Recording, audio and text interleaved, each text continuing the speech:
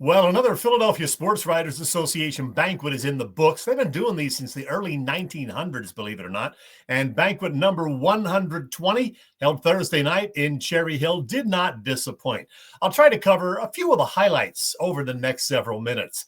It's always good to see this guy, one of my favorite Broad Street Bully era flyers, Bob Kelly, the Hound, and he was recognized in connection with the 50th anniversary of scoring the deciding goal in Flyers Stanley Cup clinching victory over the Buffalo Sabres in May of 1975. Hound says, he's gotten a lot of mileage out of that one goal a half century ago, but he still loves the orange and black today. So proud when Mr. Snyder drafted me and Keith Allen did. It's a big part of my life. 19-year-old kid coming from Canada. I'd never been deeper than Buffalo before coming in. I had no idea where the heck I was going.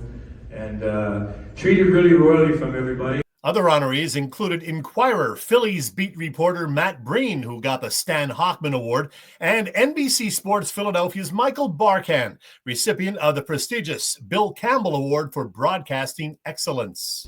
Bill Campbell was an iconic presence in Philadelphia, and to receive this award bearing his name, I've never received a greater honor. It said, if you love what you do, you'll never work a day in your life. I do, and I haven't. I talked with Michael earlier in the evening about the fact that he's now the last man standing from the original Comcast Sportsnet lineup that we met back in 1997. It makes me feel very fortunate. There you go. I was 37 when we started Comcast Sportsnet, now NBC Sports Philadelphia. And now I'm 64 going on 65. And if you had asked me, would you still be doing this at this station going on 28 years later, I would have had my doubts. But it has been an amazing ride. And you know, Chad, I remember our very first night on the air, I was hosting Daily News Live, and I said, we're in for an adventure. And it's not just a venture, it's an adventure. And that's what it's been. Several of Michael B's current NBC Sports Philly colleagues were on hand to support him at the event, including John Clark, Rob Kusner, Barrett Brooks, and Amy Fadul. Always nice to say hello to Amy. What an impressive turnout of former Philadelphia Stars players, executives, and office workers there to see the two-time USFL champion Stars receive the Living Legend Team Award presented to former Stars president and general manager Carl Peterson and quarterback Chuck Fusina, and mark the 40th anniversary of the team's back-to-back titles in 1984 and 85. I've mentioned it before, but Chuck and I were classmates at Penn State way back when. The PSWA's other Living Legend Award was presented to former longtime Phillies majority owner Bill Giles. Now 90 years young, Bill gave a great talk about his long tenure with the Phillies, including having Kite Man fly into Veterans Stadium with the first ball in 1972. Great stuff. As a fan of Richie or Dick Allen when I was a young kid, it was great to see the PSWA pay tribute to the former Phillies slugger in the wake of the news that he is finally going to be inducted into the Baseball Hall of Fame, albeit posthumously. Richard Allen Jr., he looks like his father, and Trey Allen, Dick's grandson, were in attendance at the banquet, as was Mark Carfagno, a.k.a. Frog, who launched the Dick Allen Belongs in the Hall of Fame effort several years ago and has finally seen that campaign bear fruit. Among other awards that went to baseball lifers, the Phillies' Kyle Schwarber was the recipient of the Ed Snyder Humanitarian Award for his charity work. The Phil's DH accepted with a heartfelt video message.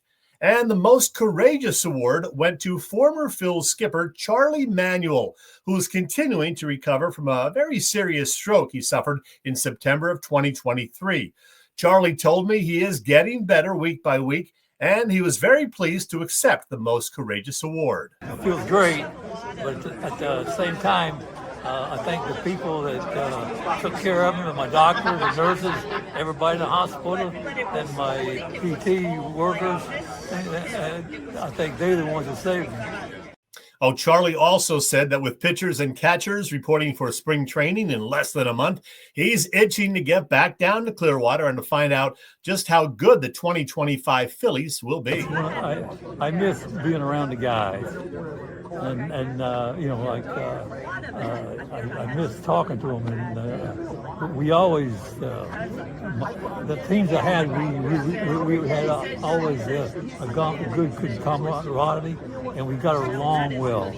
I should note that when they received their awards, both Charlie Manuel and Bill Giles got standing ovations from the sold-out crowd at the DoubleTree by Hilton. Oh, he wasn't at the banquet, but Eagles star running back Saquon Barkley, honored as Phillies Pro Athlete of the Year, did send thanks via a video message. It's an honor to be able to achieve this award in my first year being here and be able to represent the Philadelphia Eagles and be able to represent the city. Of course, I want to be able to do this without my teammates, especially those guys up front who've been leading the way for me. And truly want to say thank you guys for everything that you do. Got so much love for the city. Go Birds. Yeah, go Birds. In addition to seeing all the night's honorees, there was comic relief, courtesy of the great Joe Conklin, and the banquet was an opportunity to say hello to old friends like Phillies PA man extraordinaire Dan Baker, former Eagle and Stars tight end Ken Dunnick, and oh yeah, the Philly fanatic. Hey, I didn't get to mention all of the night's award winners, but here is the list. Check it out. A very impressive roster of guests and award winners. A wonderful night in Cherry Hill at the 120th Philadelphia Sports Writers Association Annual Banquet.